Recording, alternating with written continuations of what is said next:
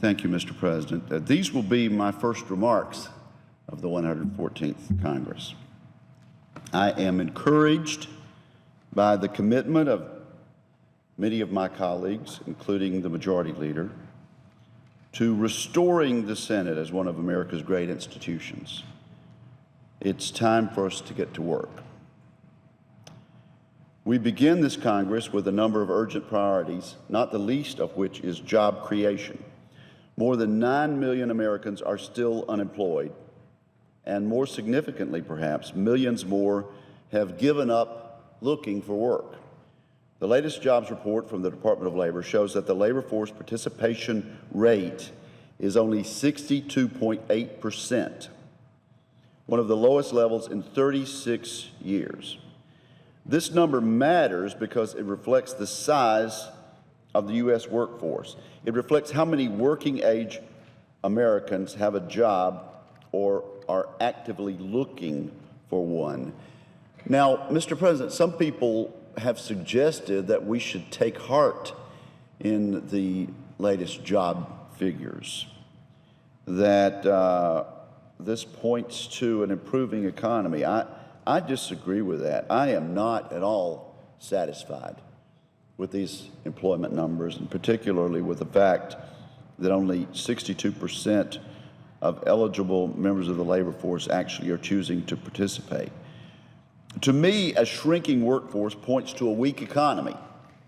Boosting the job market is important to boosting future economic growth. I look forward to working with my colleagues to advance job-creating legislation that has a positive impact on Americans' daily lives. Fortunately, dozens of job bills were passed during the last term of Congress by the House of Representatives.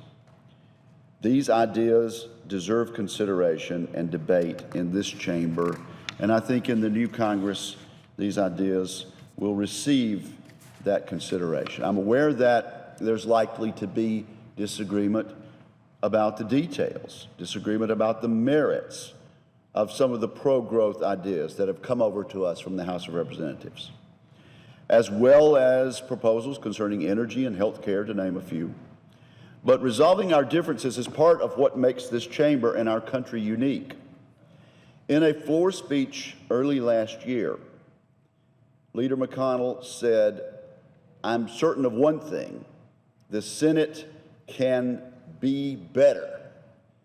And I think that's one of the messages from the American people in last November and last December's elections, Mr. President. The American people believe the Senate can be better. We each have a responsibility and a role in making the Senate better. We can start by legislating through the committee process, and we've begun doing that already. Instead of backroom deals pushed through at the last minute, which has been the order of the day in past years, bills should be thoroughly debated and vetted, first in committee and then on the Senate floor. The issues of our day deserve that attention. Forging consensus takes effort, but that is how the Senate is supposed to work.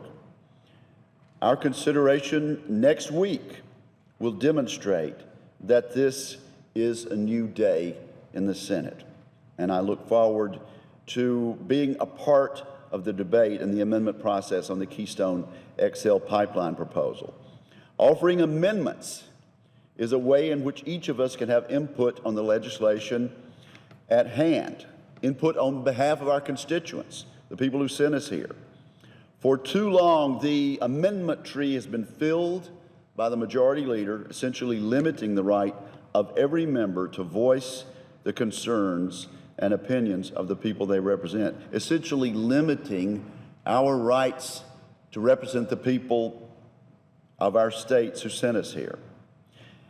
And instead of a series of continuing resolutions, we should return to the process of 12 separate appropriation bills. In doing so, we can carefully assess federal spending and reduce waste. And I think the American people sent that message to us also in November and December. The federal debt has reached unprecedented levels, forcing us to make tough decisions on how to do more with less. Now, with regard to national defense, I look forward during the 114th Congress to serving as chairman of the Senate Armed Services Subcommittee on Sea Power. Our subcommittee has a wide range of oversight responsibilities, including the procurement, sustainment, and research and development needs of the Navy and Marine Corps. From classified briefings and other hearings with senior officials in the Navy and intelligence community, I am well aware of the imminent and emerging threats facing our sea services. America should maintain its ability to project power around the world while upholding our obligations to our friends and allies. Our Navy is now the smallest it has been since World War I, Mr. President, demanding, I believe, a robust investment in sea power. In the coming weeks, the Sea Power Subcommittee will hold hearings to determine whether the President's budget proposals for the Department of the Navy are sufficient to meet our national security requirements. Following these hearings, we will draft a defense authorization bill to deliver important capabilities and support for our sailors and Marines. This support includes funding for construction of various types and classes of ships, such as aircraft carriers, amphibious ships, submarines, and large and small surface combatants. I would like to note that supporting the Department of Defense is best done when Congress legislates under regular order. The Republican-led Senate should take up a defense authorization bill and a defense appropriation bill, and we are committed to doing this. Regular order will help provide our military planners with valuable budget predictability, something they have suffered without in past years.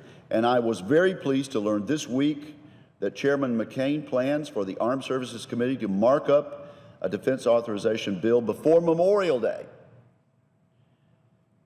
Now, our committee did that under the leadership of Senator Levin last year, but where this Senate fell down on its responsibilities that we didn't get the bill to the floor until December, and then it was in a rushed and unamendable form. Our goal under regular order is for us to take up the bill on the floor this summer and have a conference report between the House and the Senate reported before August.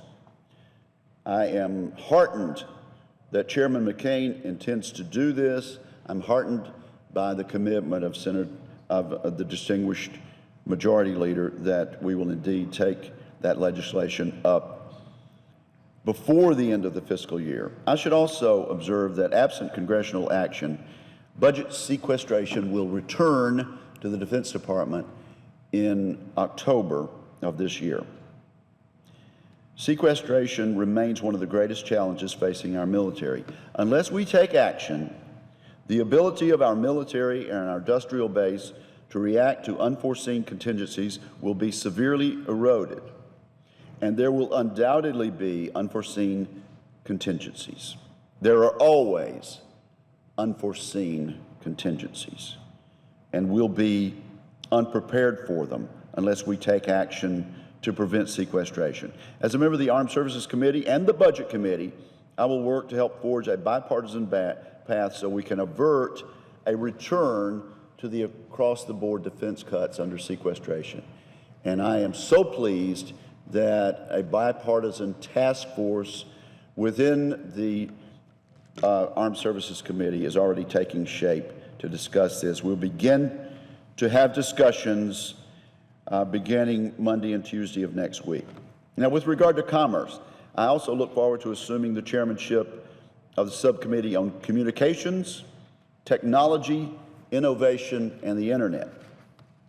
My chief focus will continue to be the deployment and adoption of broadband in rural America, something I'm interested in as a senator from Mississippi, something that the distinguished President Pro Tem is interested in as a senator from Louisiana. Broadband has become a vital economic engine in this country and around the world. In many ways, the proliferation of the internet is like the construction of the interstate highway system in the 1950s. We need to ensure that people in rural areas have the same quality broadband as those in urban areas. To that end, our committee will continue to examine ways to foster broadband growth and development. We also need to find ways to make more spectrum available for wireless, which can help spur innovation and economic growth in the mobile broadband space. I also expect the Senate this year, Mr. President, to deal with legislation regarding the Environmental Protection Agency and the Obama administration's environmental executive overreach.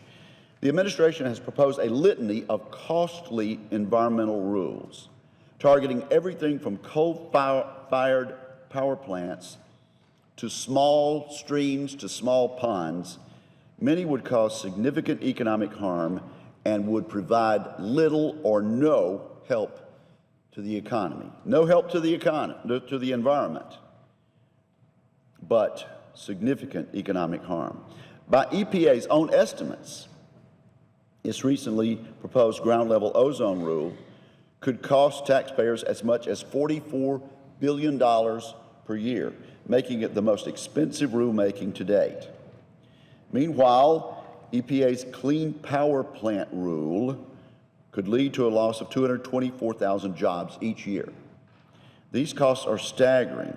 I'm pleased that the final omnibus appropriation bill for fiscal year 15, which was passed in December, included limits on the controversial Waters of the United States proposal, which regulates small ponds and streams and puddles. However, I remain committed to ensuring that this rule not be implemented at all. By broadening the definition of waters of the United States, Washington bureaucrats would potentially regulate puddles and ditches on farms and backyards. Is this really what is necessary to protect the environment? Is this really what the American people require? These regulations would have significant impact on the state of Mississippi. Our economic growth depends on agriculture, it depends on manufacturing and other energy-intensive industries. With each new environmental regulation, the administration is compounding the financial burden on the American people without delivering any environmental benefits. We can have clean air, we can have clean water without losing 224,000 jobs. We can have clean air and water without a cost of $44 billion per year for one single regulation. Low cost and reliable energy is at the core of economic growth. Economic gains from the abundance of affordable energy could be lost if these rules are allowed to be put into place. In an economy desperate for growth, and a regulatory onslaught is the wrong way to encourage jobs and the investment. Mr. President, the American people also want us to address the Affordable Care Act, Obamacare. And I was particularly interested in the thoughtful remarks of the senator from Delaware who spoke immediately before me. To me, the remarks of my distinguished colleagues suggest that members on both sides of the aisle have heard the message from the American people from November and December and the elections. I think both sides recognize that the Affordable Care Act is not affordable and, as a matter of fact, is causing great hardship and pain to the majority of American people. And so I'm glad to hear members on the other side of the aisle at least acknowledge that major significant changes need to be made in Obamacare. Overall disapproval of the president's health care law is at an all-time high of 56%. Americans are suffering under the law's mandates and taxes. Many are faced with a financial burden of higher copays and higher deductibles. This is a reality. And I must say, I appreciate the remarks of the distinguished senior senator from New York recently when he acknowledged that passing Obamacare in the way this previous Congresses did was a mistake, that most Americans were satisfied with their coverage, and it was a mistake to turn that entire system on its head to solve a problem which we very much needed to solve with regard to the uninsured and underinsured. There was a better way to provide health insurance to those individuals without disadvantaging the vast majority of people who were satisfied with their health care and who find themselves now in a much worse position. Congress has a responsibility to ease the burden of Obamacare by repealing the law's most onerous provisions. I would like to repeal the entire act and start over with some good aspects that we could incorporate into a better bill, but also to start off with a better way to providing health care for Americans and providing those who were uninsured with the opportunity to get insurance.